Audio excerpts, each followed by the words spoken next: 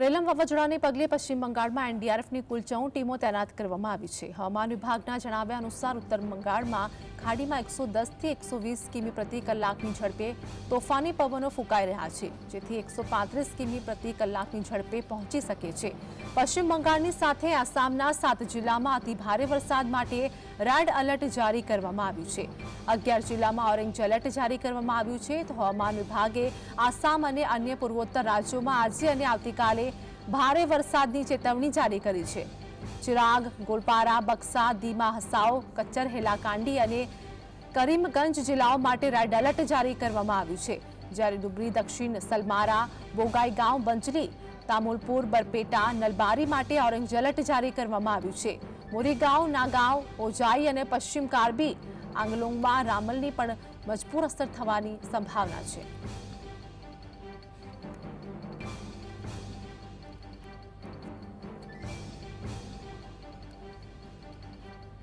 તો આજ મુદ્દે મારી સાથે કામેશ જોડાઈ ગયા છે। કામેશ, રેલમ વાવાઝોડાની અસર અનેક જગ્યા પર વર્તાશે, હાલની શું અપડેટ?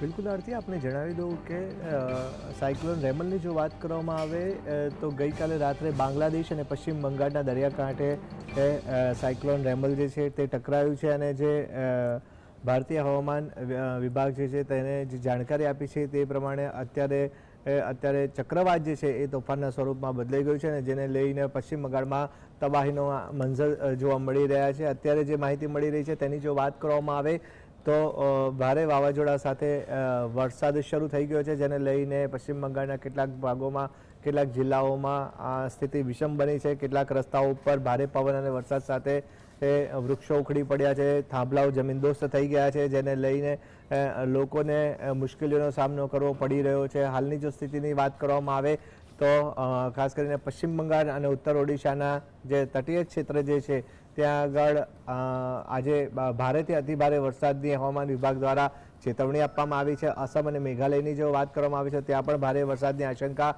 વ્યક્ત કરવામાં આવી છે। હાલની સ્થિતિની જો વાત કરવામાં આવે તો જે ચક્રવાત રેમલ જે છે 135 કિલોમીટર પ્રતિ કલાકની ઝડપે આગળ વધી રહ્યું છે। ખાસ કરીને બાંગ્લાદેશ અને પશ્ચિમ બંગાળના દરિયાકાંઠા સુધી પહોંચી ગયું છે, અને તેને લઈને જો વાત કરવામાં આવે તો હવે તેની પુરોગામી અસર જોવા મળી રહી છે। આ સાથે જ કહી શકાય કે પશ્ચિમ બંગાળના મુખ્યમંત્રી મમતા બેનર્જીએ તમામ સ્થિતિ ઉપર તેઓ બાજ નજર રાખી રહ્યા છે, અને આ સાથે જ કહી શકાય કે એનડીઆરએફ અને એસડીઆરએફની 16 ટીમોને પણ તૈનાત કરી દેવામાં આવી છે। આ સાથે જ 15,000 નાગરિકો જે છે તેમને આ સ્થિતિ સામે લડવા માટે તૈયાર કરવામાં આવ્યા છે, કે જેને લઈને ક્યાંય પણ સ્થળાંતરની પ્રક્રિયા હાથ ધરવામાં આવે તો આ લોકો આ સ્થળાંતરની પ્રક્રિયામાં મદદ કરશે। આ ઉપરાંત કોલકાતા પોલીસે એક એડવાઇઝરી જાહેર કરી દીધી છે, હેલ્પલાઇન નંબર જાહેર કરી દીધા છે, અને સમગ્ર સ્થિતિ ઉપર અત્યારે ખાસ કરીને પશ્ચિમ બંગાળ ઉપર જે રેમલ વાવાઝોડાની અસર જોવા મળી રહી છે